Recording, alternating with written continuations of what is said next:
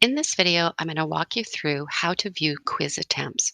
Quiz attempts is really handy if you wanted to see if your quiz is working and your students are in writing at the moment, or if you have a student who has forgotten to submit a quiz, you can actually go in and submit that quiz on their behalf.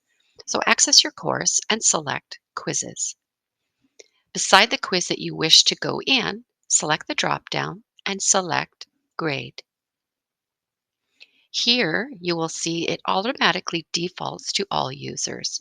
So what I'm going to do is you click Hide Show Options, and you can click on this back and forth, and you'll see how it changes. And then it restricts down to all users. So I'm going to select Users with Attempts in Progress. And then I'm going to select the search.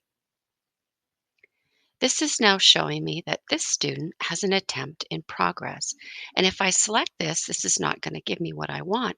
But if I need to go in and click submit for this student, they've contacted me, they're done their quiz, they just forgot to click submit, I can go in and enter that quiz as that student and go and click submit. Are you sure?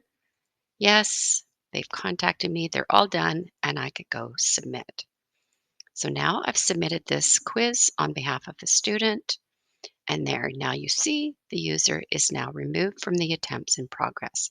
So that's how you view students who are writing the quiz and how to submit an attempt on behalf of the student. Thanks for watching.